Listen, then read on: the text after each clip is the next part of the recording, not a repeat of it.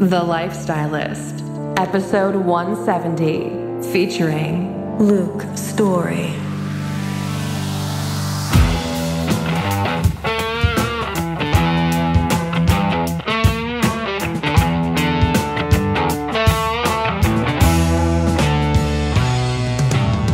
I'm Luke Story, a former celebrity fashion stylist and founder of School of Style. For the past 20 years, I've been relentlessly dedicated to my deepest passion, designing the ultimate lifestyle based on the most powerful principles of health and spirituality. The Lifestylist Podcast is a show dedicated to sharing my discoveries and the experts behind them with you.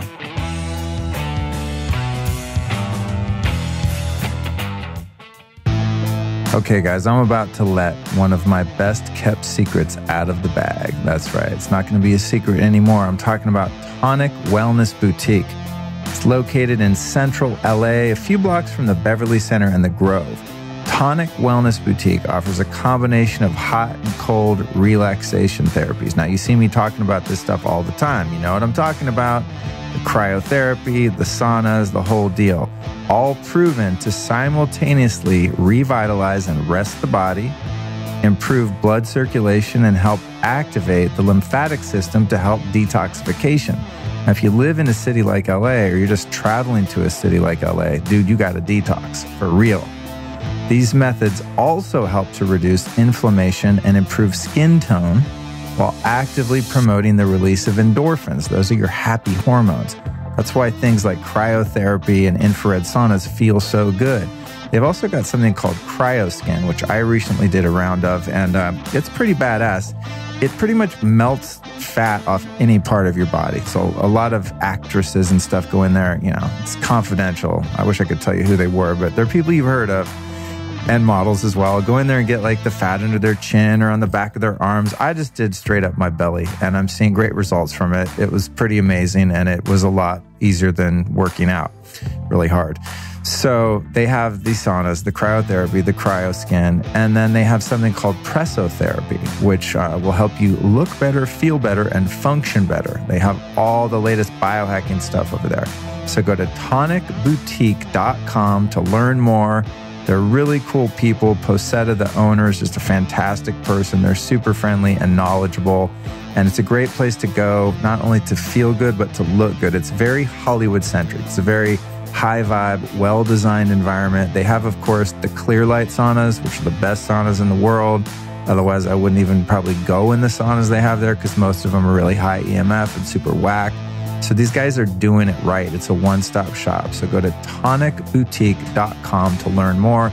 If you live in LA, you should just be there at least once a week or once a month. If you're visiting LA, I would straight up land at LAX, go to Tonic Boutique, and then continue the rest of your trip. tonicboutique.com. Welcome one and welcome all. This is a special bootleg broadcast edition of the Lifestylist Podcast recorded at OsteoStrong in West LA. You're here today, ladies and gentlemen, to celebrate my birthday with me. Today is the birthday show, dropping this thing on October 29th. I was born in Denver on that day in 1970. Wow, long time ago, 48 short years ago at 7:16 a.m. As a rising sign and star sign in Scorpio with a moon in Libra, came into the world kicking and screaming and kind of been doing it ever since.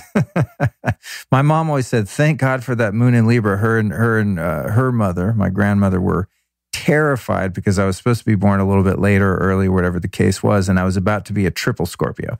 Now, I don't know that much about astrology, but from what I understand, I would have been a real hellion had that happen, and I was definitely a handful for the first 25 years of my life and slowly settling down. So I just want to thank you for joining me on this very special episode. I'd also like to invite you to an event I'll be doing in LA. It's with Neil Strauss and his group, The Society. I'll be doing a biohacking intensive where I'll have a pop-up of my biohacking lounge, December 14th and 16th. So if you want to come hang out, hear a talk, hear a bunch of amazing speakers, and get to try out all of the biohacking technology that I talk about and post about all the time, you can join me there. If you want to come to any of my events, it's super easy to do. All you do is go to lukestory.com/events. All right, check it out. Tomorrow, we've got our regular Tuesday episode, and this is Relationship Mastery, Sex, Love, and Success with Melissa Ambrosini and Nick Broadhurst, who are a couple, a lovely couple. They seem very happy, very successful. So I was obsessed with sitting down with them and asking them how they make it work. And like any couple, they have their ups and downs. I mean, it's not a Shangri-La utopian situation here, but goddamn, they seem like they have a pretty productive, healthy relationship. And I would really love to have one of those myself someday. So again, like so many of these shows, it was a very personal episode for me because I'm asking them questions that I really want to know the answers to for my own life. And also just how they integrate running a business together. It's a very fascinating conversation. They were kind enough to be very open and vulnerable. It was an intimate but still very lighthearted and fun show. So make sure to catch that tomorrow. That's number 171. That's our regular Tuesday show. And then next week, the following Tuesday, which would be November 6th, 2018, we've got Sleep or Die, Becoming the Best at Hardcore Rest. I made that up myself. See what I did there? With Harpreet Singh Rai from the Aura Ring. Another thing, like the Juve device that we did last week.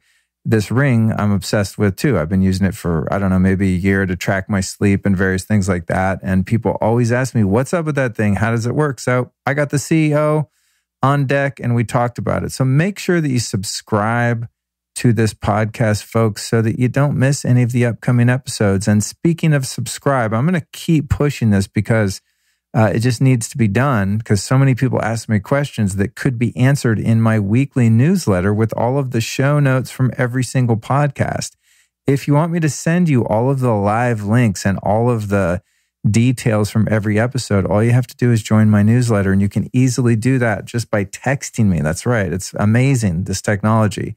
Text the word lifestylist, that's all one word, to the number 44222. So the number you're going to text sounds weird, but this is the number, no area code or any of that weirdness. It's just 44222, and the body of the text is going to have one word, all lowercase, lifestylist. If you don't have a United States-based phone, then just go to lukestory.com/newsletter. It's magical. Okay, before I jump into the episode, I'm going to tell you what that's all about, but well, you know what? No, I'm just going to do it. I'm just going to jump right in. So as I said, today, October 29th, is my 40th birthday. This has been one of the best years of my life. I mean, honestly, I sometimes I can't believe how good my life keeps getting. You're supposed to get older and kind of become grouchy and struggle, I think. Some people do, but I don't know. For me, man, I give less F's all the time. I have amazing, beautiful people in my life. I do what I love for a living. Both my businesses are successful and fulfilling. I don't know, man. It's just, there's always stuff to work on. I have a lot still that I haven't manifested, like owning a home and moving somewhere that's got more trees and less people and stuff like that. So, it's a work in progress, but I've got to say, I've just grown so much and I've learned so much in this particular year. Last year was pretty freaking rough. It was one of the years where it was like the painful growth. This year's been kind of excited, wide-eyed, curious growth, more so than like, wow, I just got beat down and now I've got to crawl my way back to some semblance of sanity, which is kind of what 47 was, but, 46. 47's been very kind to me, and I'm sure that 48 will be too. So that said, I want to express my deepest, most sincere gratitude to each and every one of you Lifestylist podcast listeners. And I'm not just saying that. It's hard to say it and like express to you without you seeing my face right now and being in a room with me, how much I really mean that. But, all of you people that come talk to me at my events and send me emails and messages on social media, I'm making a difference. I'm making my own little splash in the deep end of the pool here. And, I know there are more profound things happening in the world, but for me, just to have a life where I can impact a few thousand people every week, and that number's growing, is just very meaningful, especially due to the fact that for the first half of my life, I would say that I generally had a mostly negative impact on people's lives.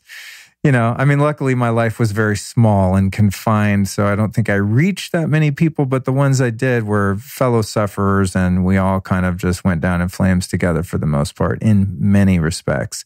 So I'm just happy to be living my dream, sharing so many profound moments with my brilliant guests. The people that I'm fortunate enough to sit down and talk to I'm just in awe half the time in the middle of these conversations that I'm recording and making a podcast. But I'm sitting there going, oh my God, this is my life. These are the people that I would just die to talk to, even if there was no such thing as a podcast, just to sit down with some of these inspiring, brilliant people. It's just fantastic. So there's my gratitude on my 40th birthday that you get to share with me. Although I'm sure a lot of people are going to hear this someday, like in 2022, and they're going to go, wait, what? But for whatever, if you're listening to this on release day, happy birthday to me.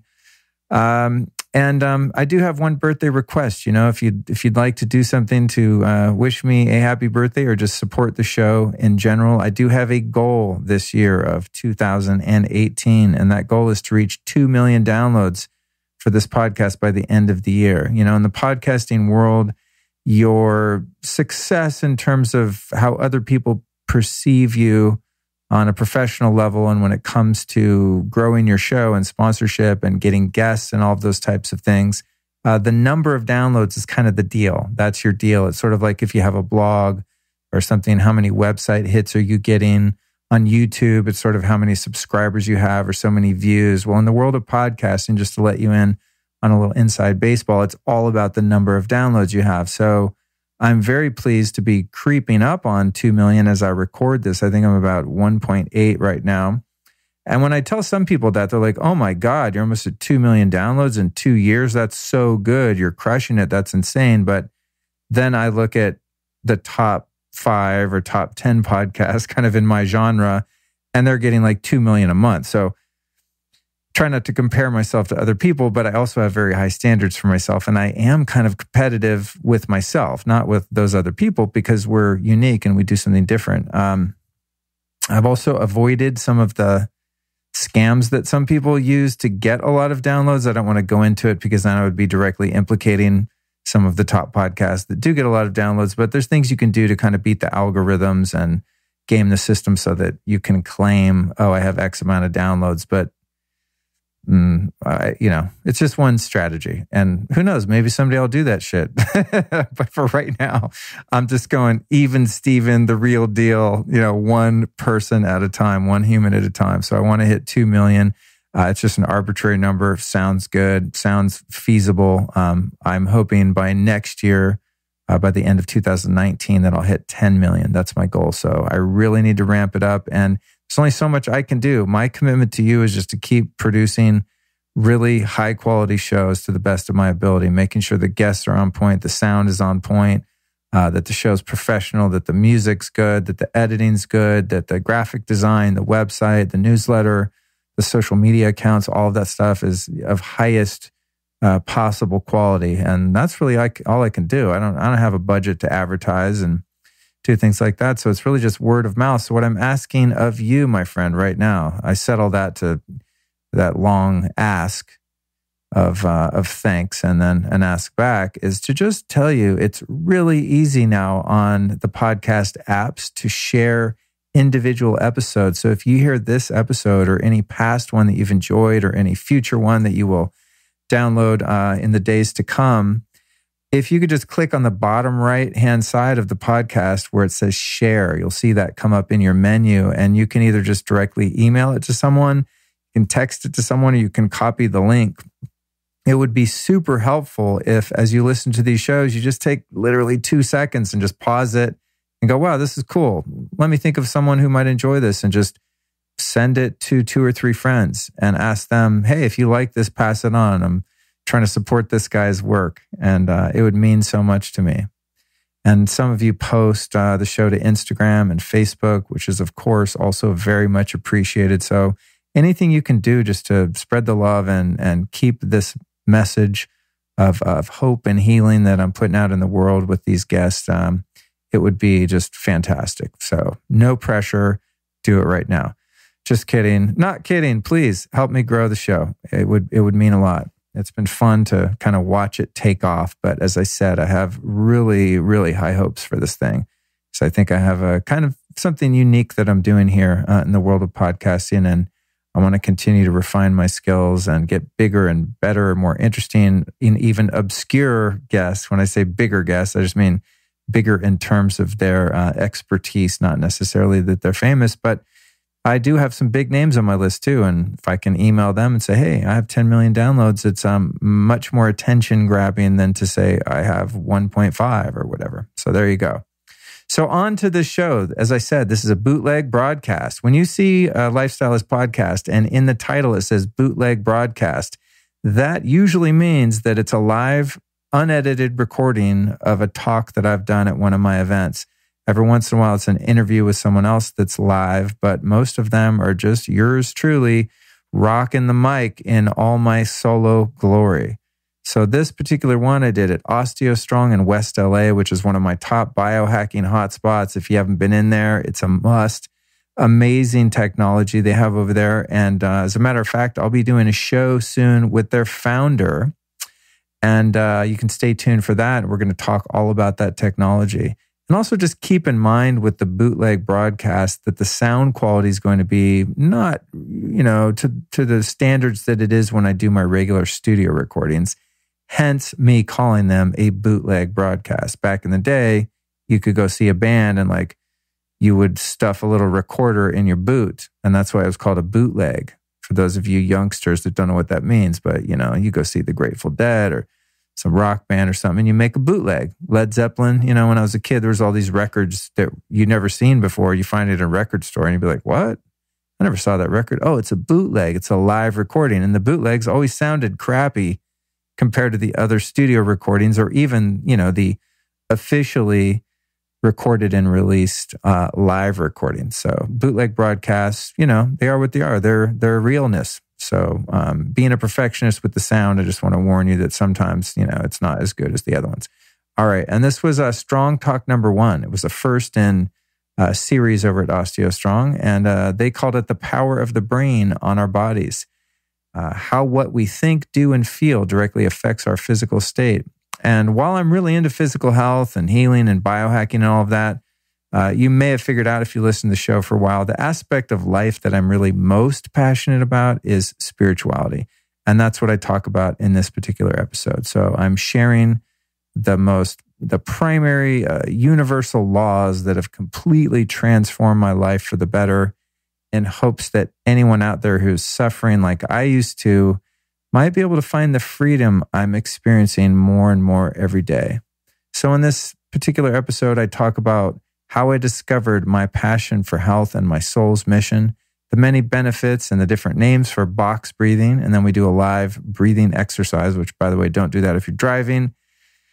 Then learning how to be unapologetic about your relationship with a higher power or that ineffable force greater than us that we mostly refer to as God. Then recontextualizing and reframing every experience in your life as love. How you can get in greater alignment with universal truth, my personal meditation practice, what you can do to master your mind, and why surrender is the most powerful principle in my life. And then a little bit on the physical stuff, a little on the basics of getting in alignment with nature. Toward the end of the talk, I talk about the value of sunning safely, sunning often, and getting the sun on as much of your naked body as possible, and why that's good for you and not dangerous. And I talk about why I love spring water and how you can best filter the water in your home if that's the only option you have. The dangers of artificial light, and how you can turn your bed into a Faraday cage to protect yourself from EMFs while you sleep, which is a project I'm currently working on right now. So there you go, ladies and gents. Thank you for joining me on my birthday episode of this live bootleg broadcast from OsteoStrong in Los Angeles. Enjoy the show.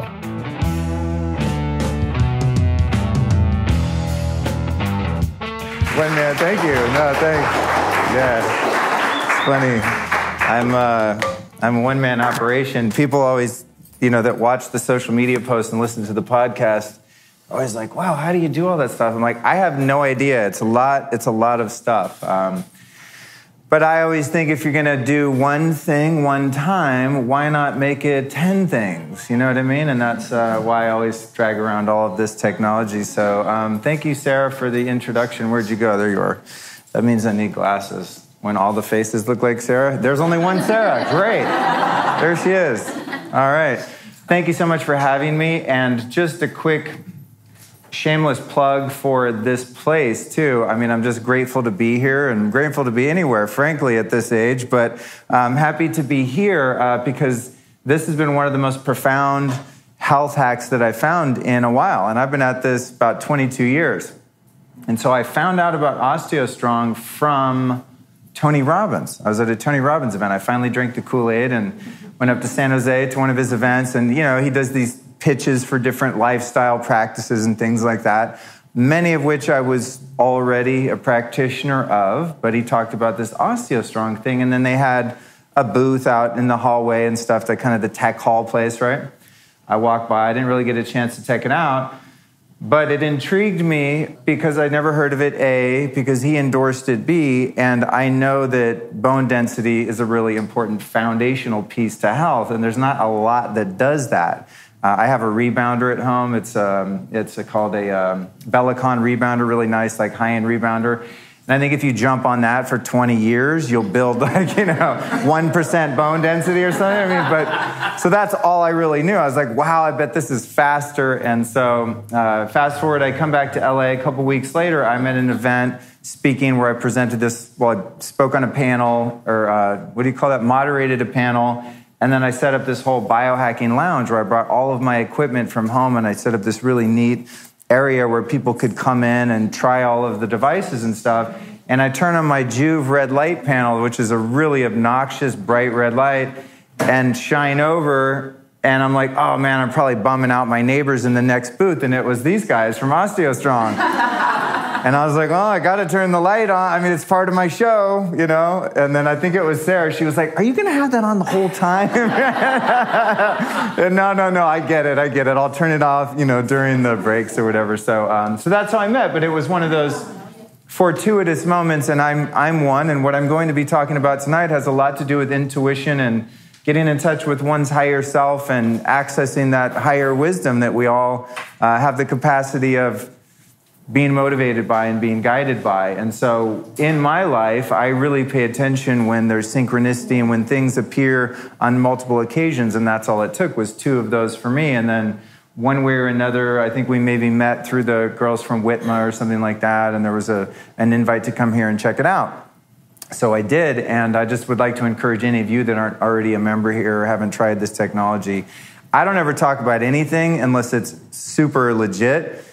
I literally have been into health since I was 26 years old. It's been 22 years. I've seen every fad there is pretty much come and go. I've tried just about everything you can imagine, from injecting myself with poisonous frog venom to getting stem cells injected in my penis.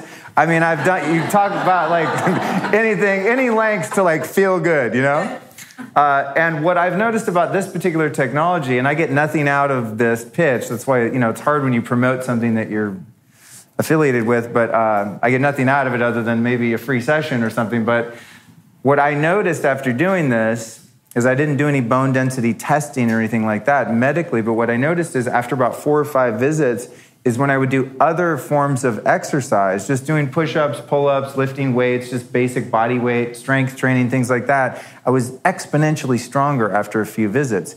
And it took a minute for it to connect in my mind. I thought, I don't know, first couple of times I thought, I must have gotten great sleep last night. And so I'm plugged in. I got the chi. And I thought that a couple of times, and I was like, this is weird. I can hold a 1-arm plank forever. I'm just bored, just sitting here holding it forever, which is not common. And then I made the connection. Oh, man, I'm literally getting stronger from the inside out. So it's been a really, really cool hack. And something that I also like about it is that they've integrated into the protocol is vibration before, which I have one of those vibe plates at home. It's amazing.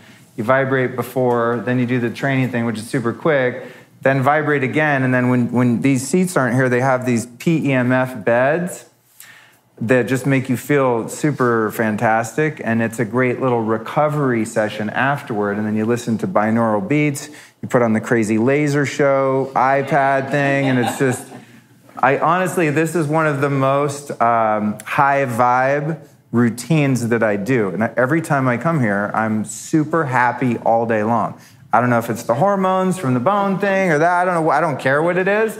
I just know they've discovered a really nice little secret sauce of a formula here. So that's my shout out to those guys. But I'm really excited about this technology. So having said that, it's great to be here in a room that's really been useful to me. And so welcome. Now, how many of you, and don't feel bad if you haven't because zillions of people in the world haven't, but how many of you guys have listened to my podcast, The Lifestylist, before? I just like to know so I kind of know the point of relevance. Okay, so about 50%. I spoke at an event last night and it was about that too. So I'll just give some information on that. As Sarah said, I worked in the fashion industry and entertainment industry for many years, for 17 years. All the while, I had this double life of really working on myself physically, spiritually, mentally, emotionally, every way to improve. Because I was very unhappy and unhealthy in my early life. But I'm here working in the Hollywood machine, right? And it was a good living, it was creative, it was fun. But ultimately, not my true calling. It took me 17 years to figure that out, unfortunately. But, whatever, it was a gig. But I was doing meditation. I was going to India. I was really more interested in the inner journey than finding the best shoes at Barney's. But that was my job, and so I did it, and I did as best as I could. But I'm really always been about getting the physical body primed up and strong, doing modalities like this so that my mission, my soul's mission, my heart's mission of being of service in the world and sharing spiritual experiences with people and growing spiritually can be accomplished.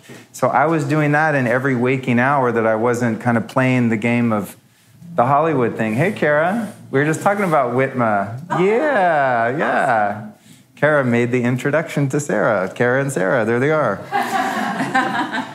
So I'm off doing this on the side, and then at some point, I have to give credit to a couple people. There were a couple people that I really respected in the health industry, and a friend of mine who's also an author who's very much into personal development, and I was invited to do a talk about 3 years ago with a lot of people that I really respect, and I thought I was going to be kind of the opening act, and they ended up putting me on kind of on the Friday night of this weekend conference, and the reception was just overwhelming even to me, and all the limiting thoughts and ideas I had about myself and my ability to pivot careers at 40, what was I then, 45. And, I got such overwhelming feedback. And also just the people that I respected said, dude, you should be doing this. You're in the wrong industry. What are you doing? This is what you care about. And it was a profound few months there where I started actually contemplating making the transition. And so the transition for me involved having to have something that I could do. Is you have to, in order to go speak somewhere or to have some sort of a presence or a brand, so to speak, in a particular niche industry such as health and wellness, you have to kind of have something to hang your hat on. And so that's why I started a podcast, because I figured that was the avenue of content that I could be most consistent in. And as you'll find over the next few minutes here, I can talk a lot. So, for better or for worse, hopefully for better. I just did 4 hours of podcasting on my way over here and then talked to a friend of mine on the phone all the way here. So I was given the gift of gab. But I started this podcast not really knowing if it was going to fly, how it would be received. I was able to get some great guests, some of my heroes, very early on. The show gained traction quickly.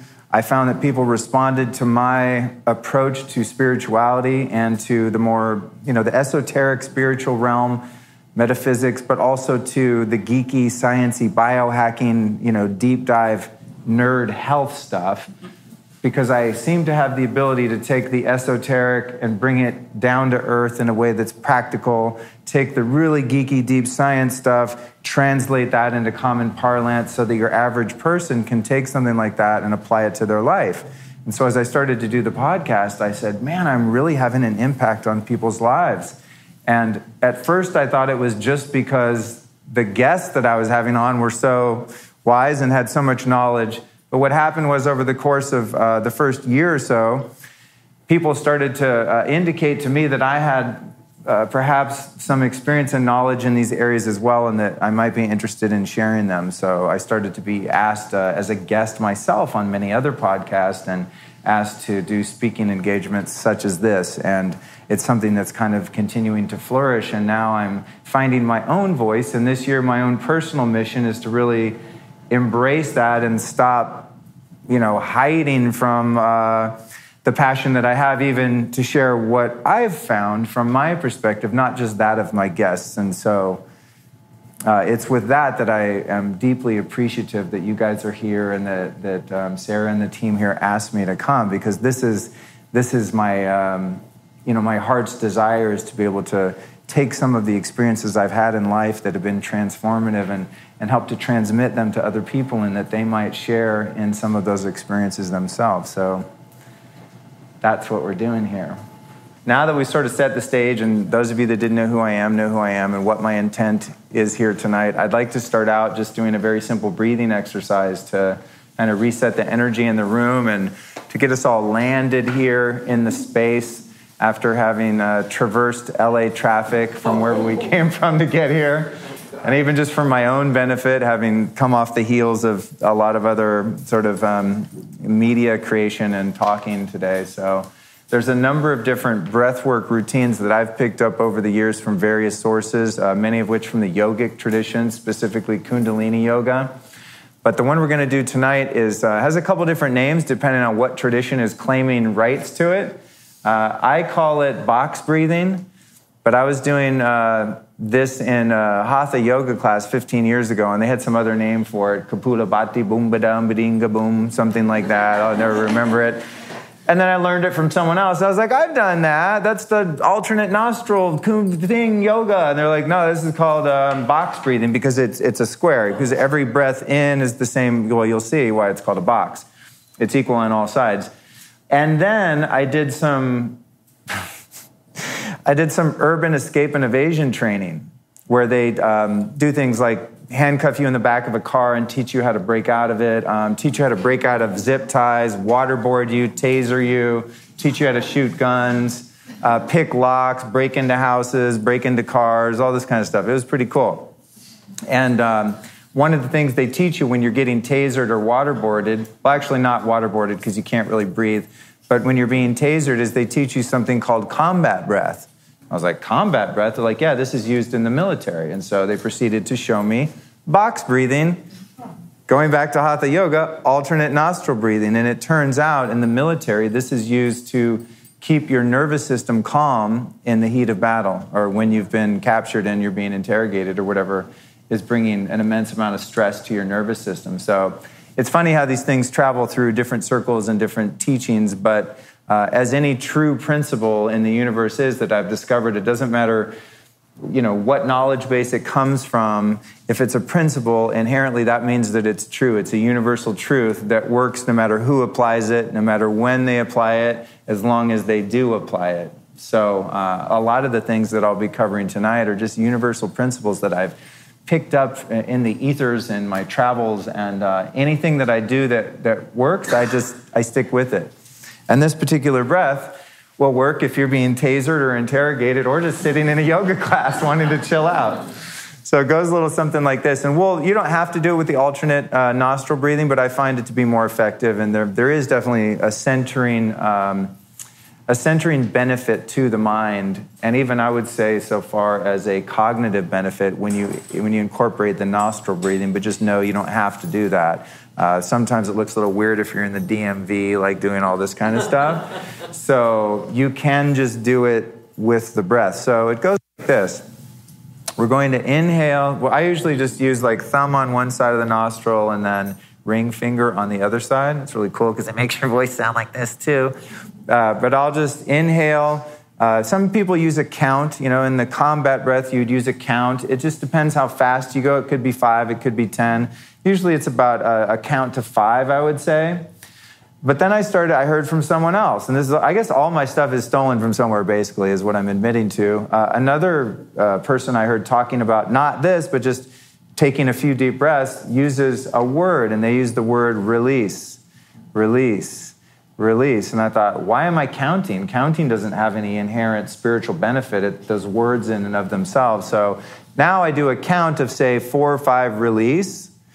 So 4 or 5 inhale, release, release, release, release, holding one side. Then a hold with the inhale hold for, say, another, let's just do 4 release mentally, or whatever word soothes you. And then out of the opposite nostril, the same count, exhale. Then hold it out. I'm indicating you hold it out, right? Then back in the side it just came out of. 4 count. Then hold at the top with the inhale. Same count. You guys follow me? So that's why it's called a box, because it's an equal amount of time through each one. The important thing is that you're doing it in that circuit, so to speak, so that it's going up one side, hold, down the other side, back up the other side, oops, hold, back down the other side. You got me? I'm going to join in with you because I just love this stuff, and it'll help me sort of get grounded so that I can deliver what I came here to deliver. So without further ado.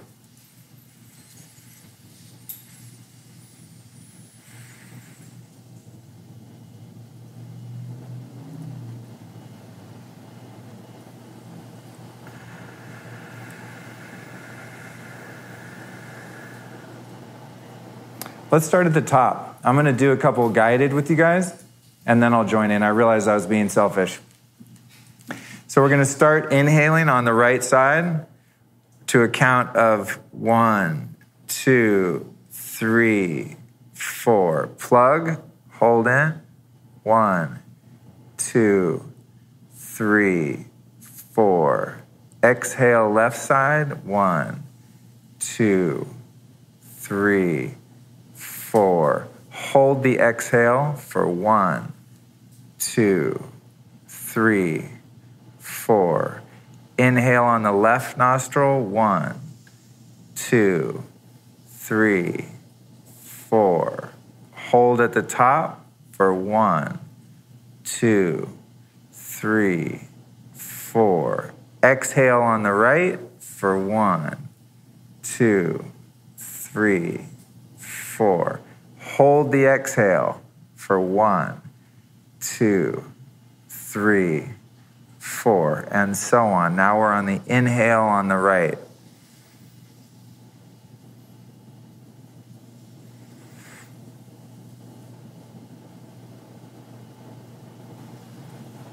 And then finish up on your last exhale, whichever one that is. If it's the last, probably the right. So that was the first.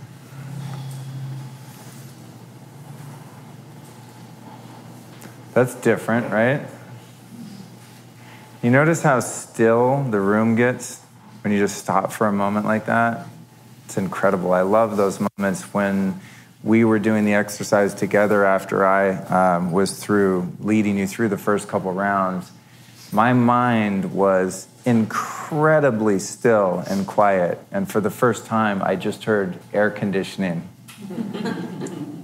I love those moments. You know, those are the moments when I really stop in and I think I'm in touch with who and what I really am. That's that witness perspective that is the goal of all spiritual practices, or at least the interim step is to becoming witness, and then holding that witness, holding that awareness through day-to-day life of setting up the gear, driving here, doing the things, making the calls, to be moving, to be active, to be effective, to accomplishing said objectives, but to still have that AC going in the background, to still have that sense of stillness. And to me, that's the real sweetness in life. But in my own experience, that hasn't come just as a result of like, yeah, you know what? I'm just going to do the spiritual thing now and just be chill. It really takes practices, grounding practices like that in my life in order for me to just stop and connect and at least to be able to just touch down to where that place is, that place of stillness. So I've identified it. I know what it's like. I have a visceral experience of what it feels like just for a moment to be grounded. And once I have that base level, it's like I know where home is. And I have this homing device. And then what happens is the further away from home I get, the more uncomfortable that starts to feel. And then I become motivated to pick up a practice like that, or to stop, or to have a kind thought for myself or for someone else, to bring myself back into homeostasis, no pun intended, but to bring myself back home.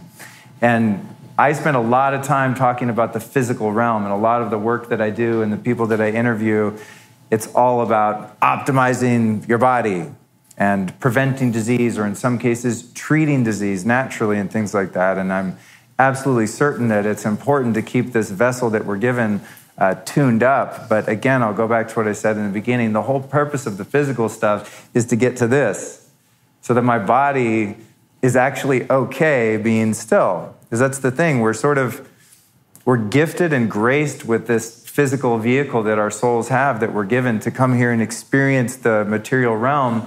But we're also encumbered by this physical body, because within the physical body are the inherent needs of the body. And with the inherent needs of the body, you have the mind, whose job it is to make sure that those needs of the body are fulfilled. And turn on the news and you see the problem with that, that formula. That's called the human condition, right? It's when the mind goes, oh, I know how to get that. Step on this person, crush this person, kill this person, have sex with all these people. It's what the mind does. Eat all the brownies. That's what my mind does. I feel awkward. Eat more brownies. Where's the alcohol? Give me something. The body is always looking for something. It's always in aversion, getting away from something, or it's in that sense of desire and wanting, thinking that salvation is in the achievement or the attainment or whatever the thing is that is going to soothe it or relieve it, right? So it's a fine line of being in the body and experiencing embodiment through these practices of health and yoga and everything like that I'm such a fan of.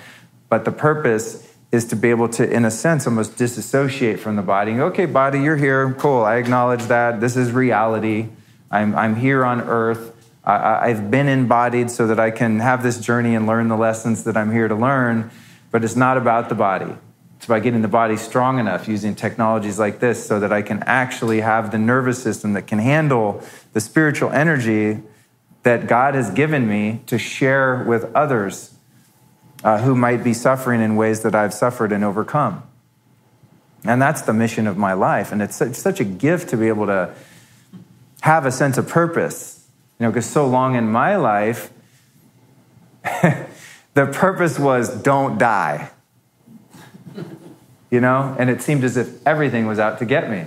And this is the framework of my family system and trauma and abandonment and all of the things that so many of us experience that we volunteer for when we come here to Earth and take on a body and jump in a womb and go, yeah, okay, give me what you got, universe. We pop out and it's like, really? Okay, boom, try this on for size. And then there we go. And we're thrust into this human experience, believing that the physical realm, the material realm that we're in is all there is. And then it's a matter of kind of getting back home and having the experience that we're trying to get back to where we came from, which is that sense of universal oneness, that sense of unconditional love, that sense of being safe, that sense of being cared for, of being protected, of being with our God, with our higher power, with our Creator.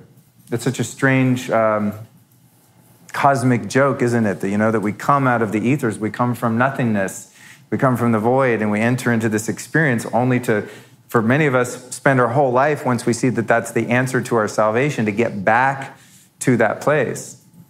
It's almost as if life is circular.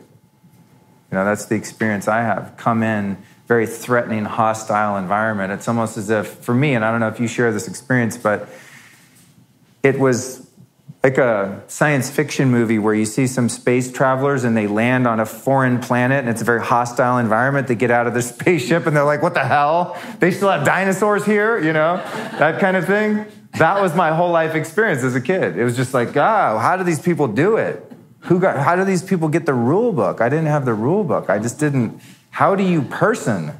Just don't understand. And so for me, a lot of my coping mechanisms that I use to be able to handle being in this body and the threatening life experience that I had were self-medicating and finding ways to just turn down the volume knob, turn down the lights, just dim all of that experience a little bit. And that worked for a period of time, but like all shortcuts, it had its shortcomings. It had its side effects in the destruction of relationships and self-worth and self-esteem and my own moral fiber and any sense of grounding and connection to the people that loved me, the few of them that there were. And I'm not trying to play the victim, it's just how I was so situated.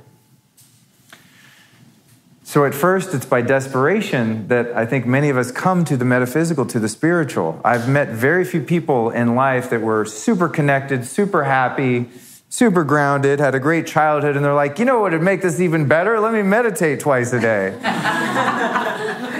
Most people I know that are seriously committed to living a life of surrender, living a life of acceptance, a life of giving, of unconditional love, of true spirituality, not pious spirituality, not yoga mat spirituality, but inside, internal, quiet, the spirituality of solitude that you and only you know that you have when you're with yourself. Those people, I find, are generally driven to that way of life and that way of appropriating themselves in the world by abject pain and suffering.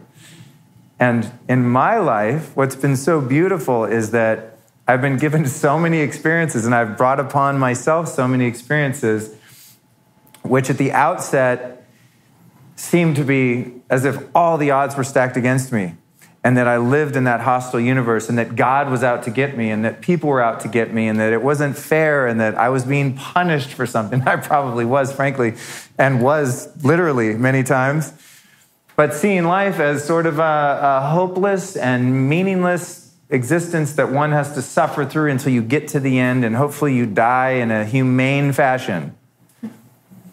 Not, in a guillotine or, in a hospital bed receiving chemo or whatever it might be. But because I'm lucky enough to have had a pretty rocky road early on and, hit that place of surrender at a pretty young age. For me, it was 26 years old, where I earnestly decided to seek a relationship with God in my life, which is something I'm learning how to not be apologetic about. For years, I've been tiptoeing around, like, don't say that word, people are going to hate you. You know what? I don't know what else to call it. Fine, it's like, almost like the atheist, I don't know what to tell you. Good luck with that. At this point, it's hard to not, it's hard to tiptoe around it, but that's when that happened for me. And what happened and I don't mean that in a religious sense, and religion's great for most people. It's not been my path, but I know that there's something that's making my heart beat right now, put it that way. And tain't me. And if you're sitting here and your heart's beating like it appears that they are, you're not doing it either. So something's there, whatever that is. So when I say God, I mean that thing, that ineffable, not understandable, not nameable thing that a lot of humans just refer to as God. Call it what you want, experience it how you want. But for me, the purpose of my life is to get closer and closer to that thing which I am a part of, that thing that has given me the breath of life, that thing that continues to work through me, continues to keep the physical body alive, continues to keep the whole universe in its seemingly hectic yet perfect balance, and to begin to contextualize my life experience, even the situations that my mind decides to label and judge as bad or negative, as to be able to contextualize everything as love, to be able to frame everything as a benefit to me. The flat tire, the parking ticket, the divorce, the upset stomach, the dead dog, the pissed off mom, the girlfriend that left, the whatever, ad infinitum. That rather than that being a personal attack and an affront on my ego that perceives everything that way, it's all about me, right? Is to be able to actually, not just down the road, look back and go, I see why the divorce happened. I needed to learn X, Y, and Z. But to actually be in the middle of the pre-divorce, the current divorce, and post-divorce. I'm just using divorce as an example. I'm not currently in that process, thankfully.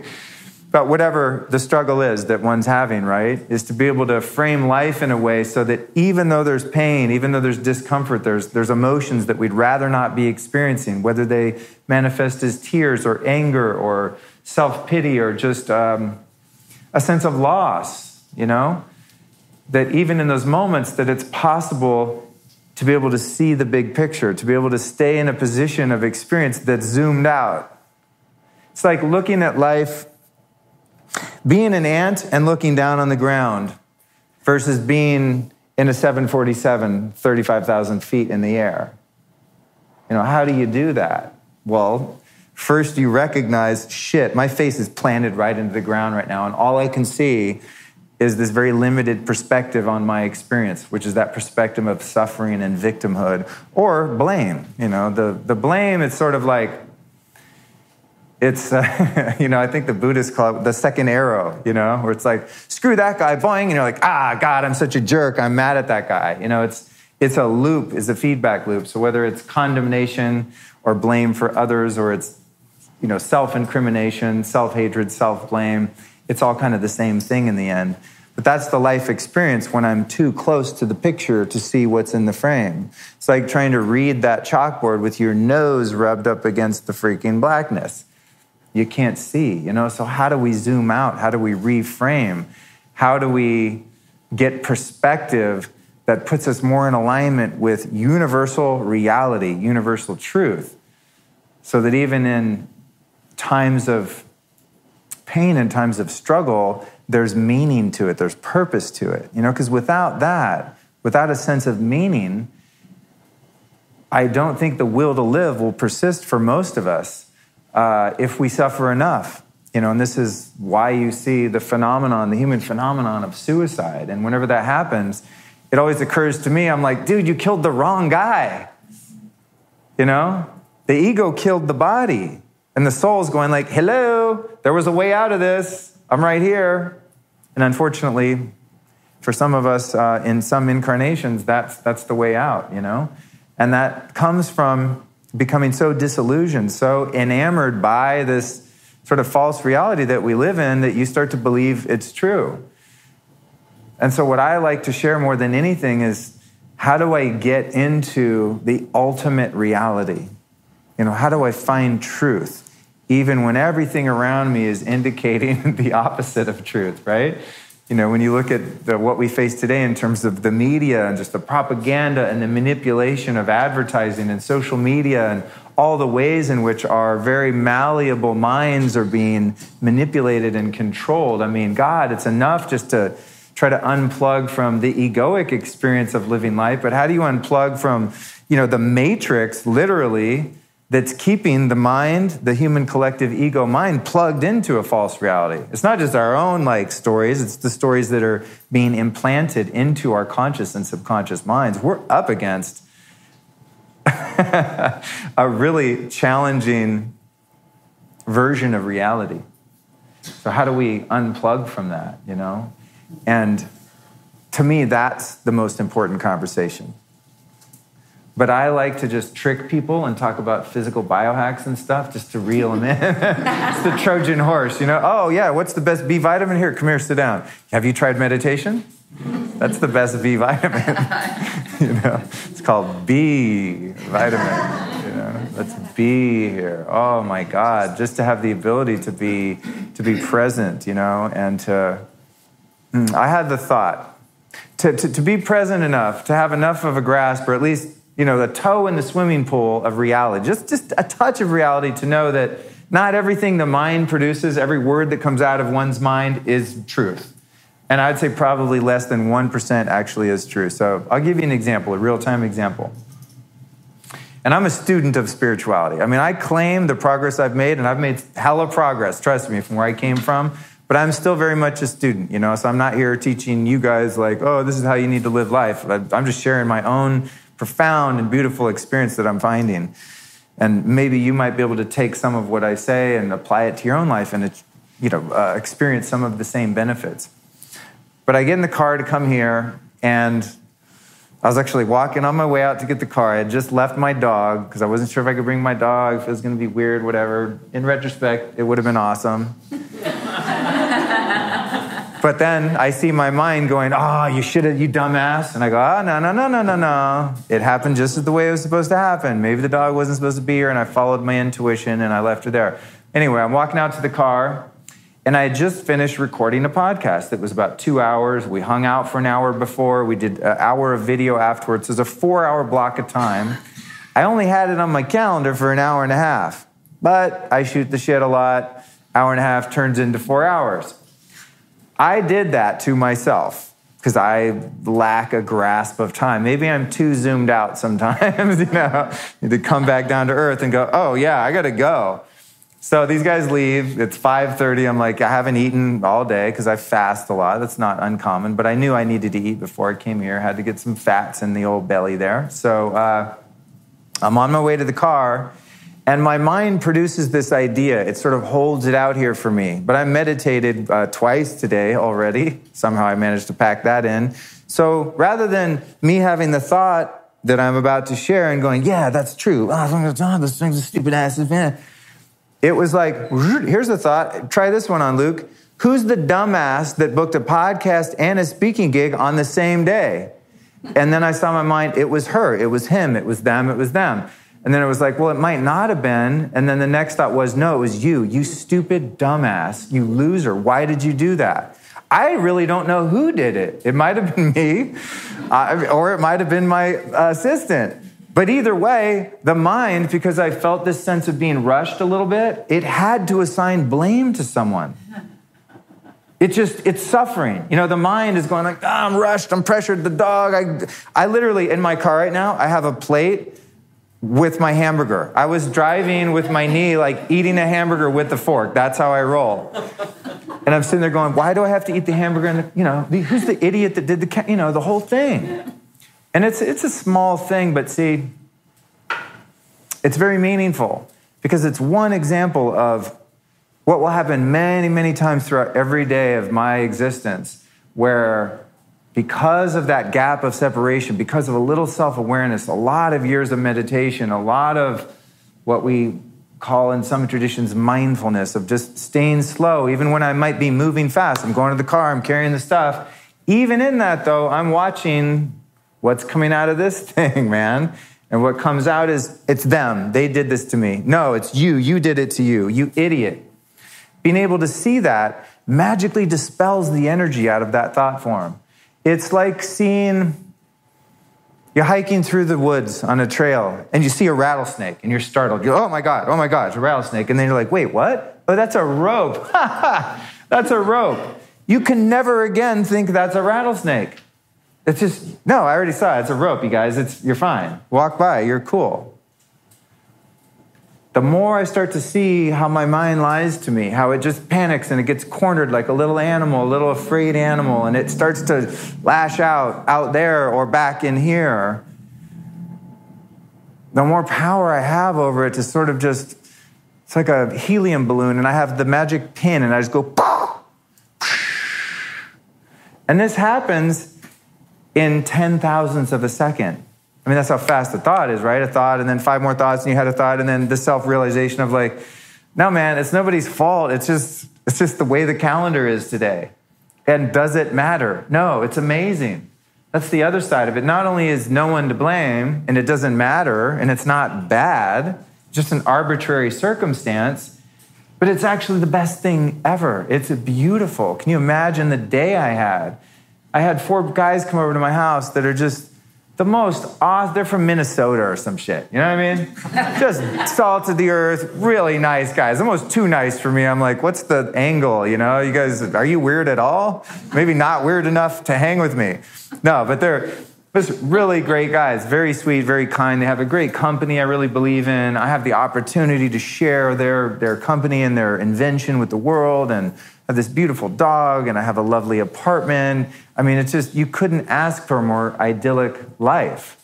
That's actually the truth. And then I go get in my car, and I'm pissy for a second, walk into my car. I have an amazing, beautiful German car. Like, I should be dead. I mean, I don't want to go into my past, but I'm not the guy that at 23, 24 years old, you would have been like, I bet that guy's going to have an amazing podcast, be speaking to public audiences about spirituality, have a beautiful dog, a BMW, own a fashion school, have this amazing, illustrious career for 17 years. I was not that guy. I was the guy where you're like, oh, step around that guy. Don't talk to him. Watch out, you know? I was that guy.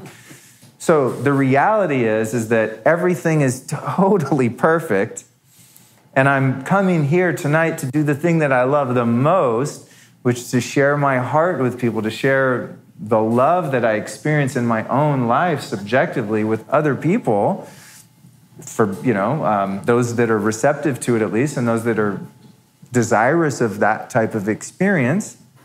Not everyone is. Some people sit in a room and they're like, what's this guy talking about? He's weird, That doesn't matter, though. I don't care about that. I'm not here to be popular. I'm here to have an experience. It's not an intellectual experience that we're having. It's a heart experience. It's a language of the heart. So as my mind says, who did this to me? I did this to me. The calendar, I'm too busy. This isn't fair. It shouldn't be that way. It's such a luxury. It's such a gift to be able to go, that's bullshit. This is amazing. And then just go on with my night and drive out here. And then my phone rings.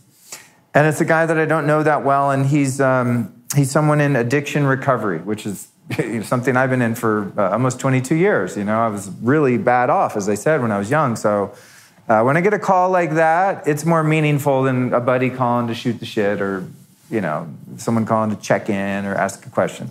Most of the time, in that situation, I would just be like, ignore the call. Like, I'll call him later. I just ran out of the house. I did the thing. I got to get to the thing. Rushed in a hurry. But I saw that call, and for a second, I almost clicked ignore. I was like, screw that guy. He'll figure it out. I'm busy. I'm important. People are waiting. And then I saw that call, and I thought, that's God calling. And this kid calls me. He thinks he's calling me because he needs some help, some advice. Hey, man, I've got this going on. My wife, the thing, the immigration, the struggles, the da-da-da.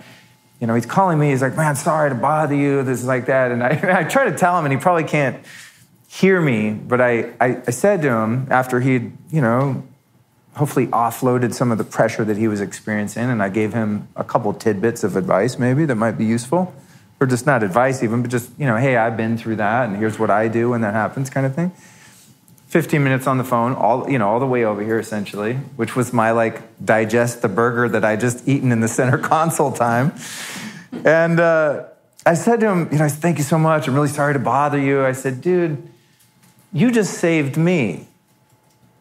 I'm not helping you, you're helping me, because when I saw that call, and this is what I told him, I said, when I saw my phone, I said, yeah, I really wanted to just click ignore. That's how brutally honest I am. Not because it's him, I'm just busy, I don't feel like talking. I said, but I saw that was a call for me. See what I'm saying? That was a gift to me, because it was an opportunity for me to give. It was an opportunity for me to express compassion towards someone, empathy for someone, and an opportunity for me, again, to take some of those painful experiences that I've had in my life and transmute them into gold for this kid who's just very confused with his life experience. He's not zoomed out. He's in ant view, going like, dude, I'm freaking out. I'm like, you're good. You're in ant view. I'm in helicopter view at least. Maybe not 747, but I'm a helicopter, treetop at worst, right? So here, man, here's what I see. And he's just like, oh my God, wow, this is so helpful. I feel so much better. I didn't even do anything. I just said, yeah, I've been there. Here's what I did. Here's what might be going on based on my limited perspective and knowledge of your situation. But God, this is a life worth living. But see, the day that I had today is worth living, not because of what happened, but because of my perspective on what happened. You could take the day I had today and go, oh my God, I get up, I got all these people banging on my door. They want to come in with all this stuff, set the stuff up. I got to do this thing. I got this event tonight. God, this sucks. I'm so busy. I'm so stressed out. Who did this to my calendar? Is one experience, but it's one reality, right? There's one reality that exists, and I have dominion over that reality, power over that reality, solely by the perspective that I give energy to. And it's such a gift to be able to live in a way. And I got to say, it's like this most of the time. And I'm not trying to say, oh, I got it figured out. Trust me, I get my ass beat on a regular basis, but it's fewer and far between that I get so captured by non-reality that I start to believe it's true and that there's no way out, and just get embroiled in frustration and hopelessness and the things that I used to experience so much. Most of the time, it's like flicking on a light switch of the reality switch. I start to my vision gets obscured by non-reality. Some shadows, some darkness come in. I start to believe my mind. It tells me thoughts and ideas, and I think it's true. And then I go, wait a minute. Is my mind telling me the truth right now? No, it's totally full of crap. That's not reality. That's a perspective of reality. Unplug, turn the light switch on, and then it's just like, whoosh, I've been pulled out in a portal almost out of one trajectory that my day or my week or maybe a month was about to take, and I've been sort of like teleported into this different reality just like that. It's incredible to be able to live like that. It's freedom. It's having the golden key of freedom from the bondage of the human experience. We'll be right back at you after this brief but important announcement. I'd like to remind you to get over to lukestory.com/store. That's where you're going to find a collection of links to every single product that I recommend to keep yourself young and healthy. So whether it be a supplement to help you sleep, whether it's some biohacking technology, blue blocking glasses, blue blocking light, every single herb you could ever want to know about under the sun, it's all at lukestory.com/store. I've gotten so many requests over the past couple years for my top picks. I just decided to put them all in one place. So at lukestory.com/store, you will find links and in many cases, really sweet discount codes on every single product that I've ever tried and still believe in, or even products that I'm still using to this day. So get over to lukestory.com/store, do your shopping there. You're going to save yourself a lot of hours of arduous research. I've done the work for you. I've vetted every single thing on the site, and I believe it is the best of the best, the cream of the crop. So get over there and check it out. It's a great way to save yourself some time and money, and also a great way to support the podcast. That's lukestory.com/store. And now back to the interview.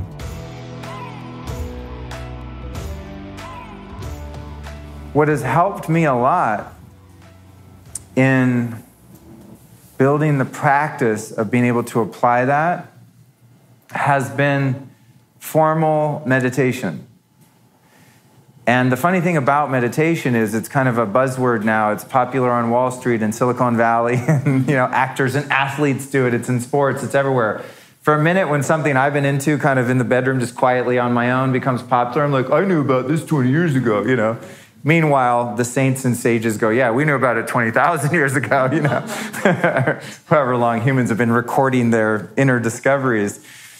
But then I see, wow, the reason why it's catching on is because it's so effective. No matter what kind of meditation is, I've done a lot of different types and still do. But for me, what I think has probably had the most profound impact on my ability to carry that observer perspective into my life, in my daily activities, has been a mantra-based meditation. What I do is called Vedic meditation. It's derived from the same lineage as TM, Transcendental Meditation, which I think they both came from, what's his name? Was it the Maharishi? Maharishi, right?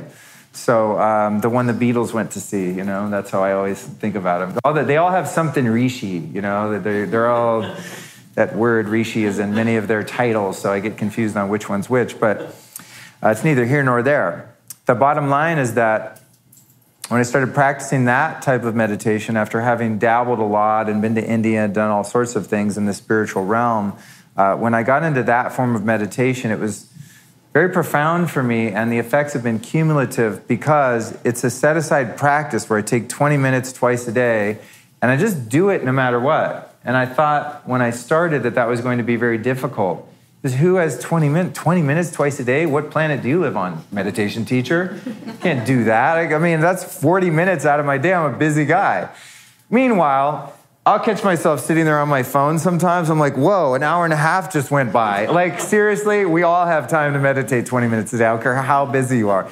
It's a matter of appropriating smaller, perhaps, sections of time into a 20-minute block. But if you think about just the time you waste just screwing around, honestly, if you consolidate that into two 20-minute blocks, it's totally doable. I think for me, the practice was immediately applicable because I started to see benefits so fast. After having been someone who tried many forms of meditation, oftentimes to a considerable degree of frustration, because I didn't have a technique. It was like, listen to this tape, read this book, try this thing. I thought that you had to try to fight your mind and make your mind stop thinking, which, by the way, is a horrible strategy to learn how to meditate. You're going to hate meditating if you're trying to make your mind stop. The practice that I learned from a gentleman named Jeff Kober, and I, again, have nothing to gain from promoting this type of meditation. I'm not a teacher, per se, although I think my teacher, Jeff's great, and you can look him up. He was also on my podcast. He's an actor. I think the episode's called Enlightenment of the Walking Dead or something, because that's a show he was on, so you can find it. But Jeff Kober, amazing guy, brilliant guy, great meditation teacher, has been meditating for 80 freaking years or something. But he taught me, and the minute he taught me, I was like, this works, because now I have something to do. I sit down, I'm not just like, I don't know, what am I doing? No, I sit down, and I very quietly, very subtly, very gently, almost in an undetectable manner, repeat that mantra. As little effort as possible in the very recesses of my awareness. So how he explained it to me was, you're in a baseball stadium and there's someone in the dugout way over there and they're saying your mantra, they're whispering it.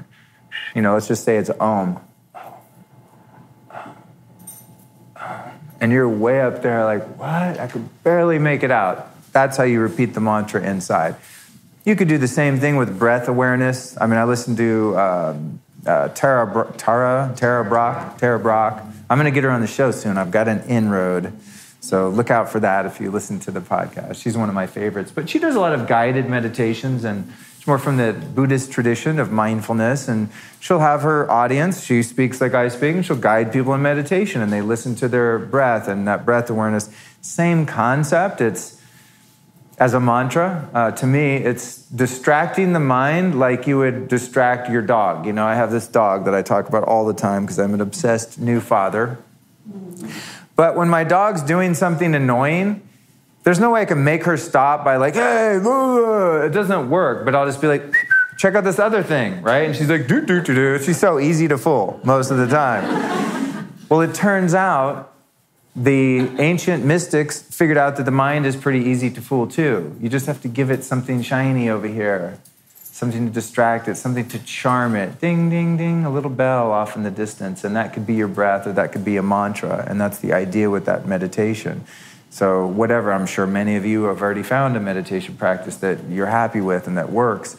What I want to implore is that through the practice of meditation, twice a day for 20 minutes a day, sometimes more. If I'm cheating, you're not supposed to do it more, but I just like it so much. Sometimes I do it longer or more times if I feel it's needed. But what happens is there's me and my body, right? So there's the bodiness. Okay, I'm sitting here, I might be uncomfortable, I'm leaning against. Well, that's the good thing about my practice is you lean back. It's not like one of these ones you have to keep your spine erect. That drives me crazy. I could never meditate like that. I think they do that in the Zen tradition. You like sit there for 8 hours, I'm out. I'll go to the retreat thing just to chill. I'm gonna cheat and go sit in the corner against the wall, So I'm relaxed, but I'm having this experience of, okay, I'm meditating now. I look at the timer. I don't set a timer because I want to get in the habit of knowing what 20 minutes feels like, and now I do. I have a timer with no alarm, but I have it there in case I go into some deep trance and I'm like, shit, I got to go to work. So I put on the non-alarm timer there and have the body awareness. I'm like, okay, I'm in the body. And I ask myself, who is the one that's actually experiencing the body? And who's the one that says, oh, here I am sitting? It's that awareness, that is consciousness that I actually am. That's who I am. And so immediately, I haven't even started meditating. I'm already zoomed out, going like, ha, look, Luke, there you are down there sitting on the couch about to meditate.